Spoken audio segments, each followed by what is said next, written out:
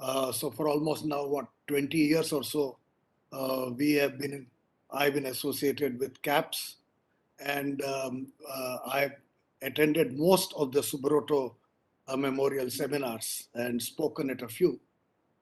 Um, and therefore, I'm delighted to be here. The Center for APA Studies has seen tremendous growth. I have said to Air Marshal Chopra that if you look at the many think tanks, particularly the government funded or government run think tanks in Delhi, CAPS has produced more output than most others. I was delighted to see that Urmi That's book has been released today morning. And so more power to CAPS for all the research they are doing. Let me in that vein say that when these centers were set up, whether it is CAPS or Maritime Foundation, with which I was also associated, or USI, which is an older institution with which I am presently associated, or even indeed IDSA, with which I had an association. All of them were set up as think tanks of the armed forces or as independent of the political government of the day to think about national security in a professional manner. So it's extremely important for us to remind ourselves all the time that national security is an ongoing concept. It doesn't change from government to government. And the responsibility of the armed forces is to the nation, and the responsibility of each of the researchers in these institutions is to information, facts, and the truth. So I hope you continue to do research with this, the inspiration provided by people like K. Subramaniam at IDSA, Jasjit Singh here at CAPS, and so on, and not tailor your thinking to the current fashion of the day. About 20 years back, I was invited by Prime Minister Vajpayee to be a member of the National Security Advisory Board. Since many of you know me today as someone who worked with Manmohan Singh, I think it's necessary for me to remind that whether it was Prime Minister Vajpayee or Prime Minister Manmohan Singh, they thought together and in a similar manner, because every initiative that Prime Minister Manmohan Singh took, whether it was with Pakistan or with the United States or with China, the seeds were sown by Prime Minister Vajpayee. And when I was invited to be a member of the National Security Advisory Board, the convener of the board, Mr. K. Subramaniam, said to me that, in our national security system, we have never had economists thinking about national security. I want you, and then my other colleague in the NSAV was Dr. Rakesh Mohan, who later became Deputy Governor of the Reserve Bank. He said, I want you and Rakesh to think about the economic, relationship between the economy and security, and write a chapter for the Strategic Defense Review that we eventually produced. I spent 2 years doing that, from 1999 to 2001, as convener of that group. And I met every important functionary in the government dealing with economic policy, in the Ministry of Finance, in the Ministry of Commerce, in the Ministry of Trade, in the Planning Commission. And after meeting all of them and getting a good understanding of their thinking on the economy, I then met the Foreign Secretary, K.V. Raghunath. Incidentally, at that time, I was editor of the Financial Express, so I was not in government. I was in the media. K.V. Raghunath was a very interesting man. Unfortunately, not as celebrated as some of our former ambassadors, but an extremely intelligent and thoughtful diplomat. And Mr. Raghunath said to me, look, you've talked to all the economic ministries. If they do all their job, I don't have a job to do. In short, if the economy does well, if economic policy does its job, if the economy grows, and if there are adequate resources for defense, and let us never forget what Kautilya wrote in his Arthashastra, that from the strength of the treasury, the strength of the army flows. Right? That it's ultimately the strength of the treasury, the resources at the command of the government, that determine the resources that are made available for national security and defense, internal and external. And Raghunath's remarks stuck with me.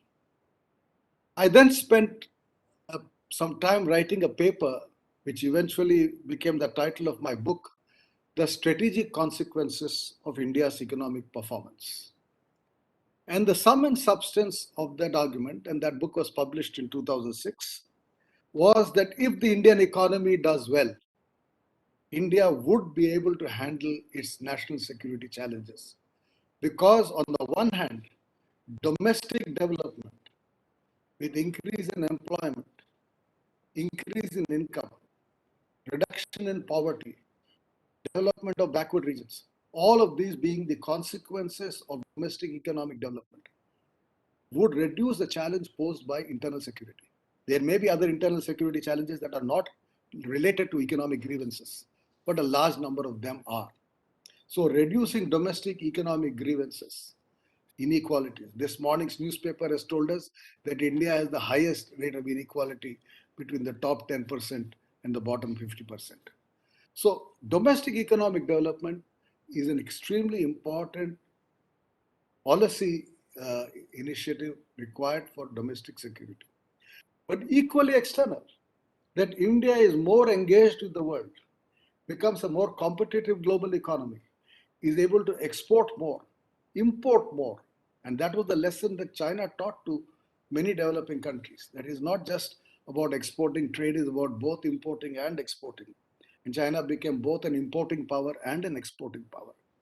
That if you are able to pursue policies that raise India's share of world income, world trade, and increase engagement with our own neighbors and the wider Asian continent as well as the developed world, that the world will become more secure for India. That you create what economists would call interdependencies between us and the rest of the world, which act as security guarantors.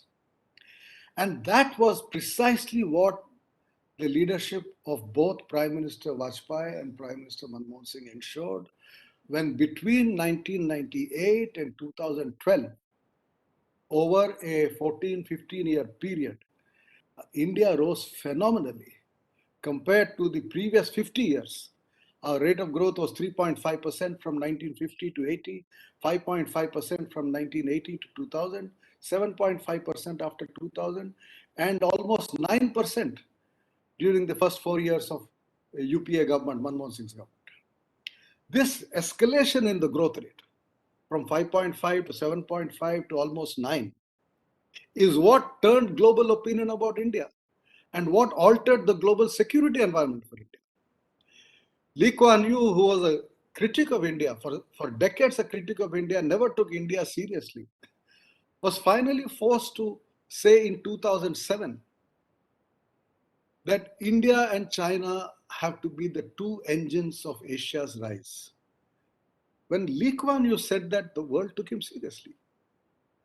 Said, oh, Mr. Lee Kuan Yew is now putting India in the same category as China.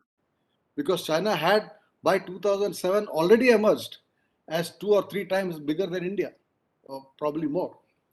But the fact that the world saw India rising, and that was the basis of many books written at that time, India rising, India as an emerging power.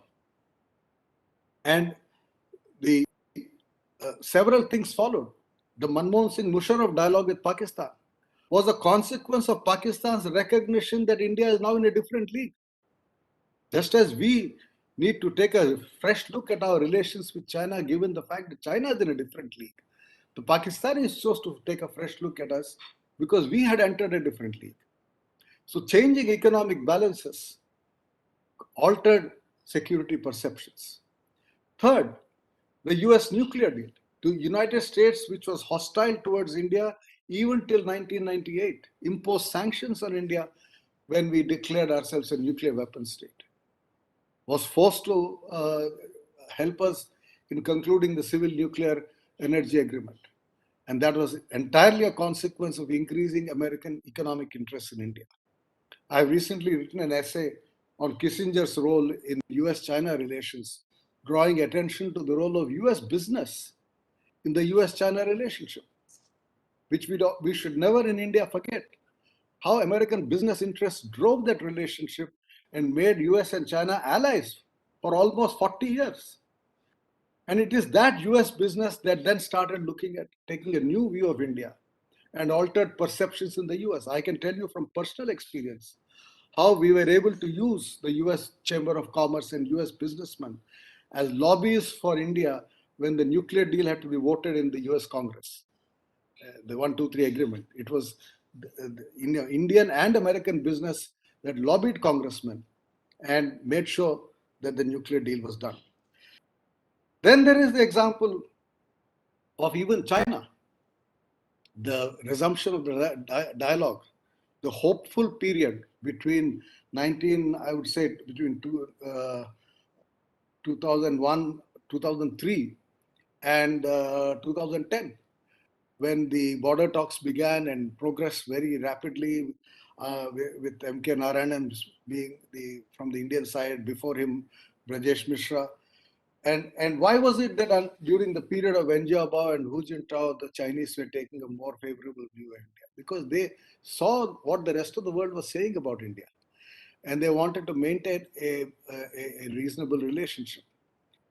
But after 2012, when the economy started faltering, then after 2014, when not just the economy but the polity started faltering, and the Chinese continued to grow, and the gap became wider, China took a very different view. They said, okay, we are no longer in the same game. We are now a superpower. We are G2. We are with the United States. We will talk with the United States. India is no longer relevant. I will end with one anecdote. Since there are a lot of young people I know in the audience, please understand this. In 2013, I went to Beijing along with Sham Saran and Pratap Banu Mehta from Center for Policy Research.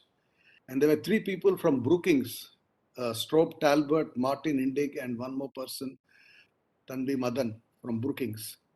And three from the China Institute for Contemporary International Relations, which is the think tank of the Chinese Foreign Ministry, which included the head of the institution and one young person. Since the Americans had Tanvi Madan was a young person, the Chinese also brought a young person. From India, of course, we three were old. Of course, Pratap was the youngest in our group.